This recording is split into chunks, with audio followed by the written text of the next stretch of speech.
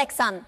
香港女演員鄧月平 Nareen 近年越戰越勇，為咗成為專業動作演員，佢幾乎每日都泡喺武館裏面苦練，終於喺2025年踏上亞洲級賽事舞台，為港隊贏得榮譽。繼早前於亞洲跆拳道 ITF 香港選拔賽越級挑戰成功，代表香港出戰第11屆布城跆拳道挑戰賽2025後，Nareen 首次參賽即勇奪 A18女子黑帶48公斤以下組別季軍，成功為港隊摘下銅牌。賽場上嘅 Nareen 動作利落，腿法凌厲，對戰各國選手時冷靜沉着，表現超出預期。佢賽後笑言，能代表香港出戰已經係莫大榮幸。馬來西亞選手實力強勁，攞到銅牌真係非常開心。同時感謝教練 Bruce 一路以嚟嘅指導與陪伴，呢段時間嘅訓練令我心理同體能都有明顯成長。Nareen 踏上武術之路，源自4年前拍攝動作電影嘅契機。由於拍攝時間緊迫，佢密集式訓練，憑住過往瑜伽、中國舞、泰拳、跆拳道嘅底子，迅速上手。拍攝後更獲多位武師前輩鼓勵繼續精進。此後佢學習詠春、兵器訓練，甚至遠赴武當山閉關習劍，為夢想不斷進化。Nareen 坦言演戲係我無法捨棄嘅夢想，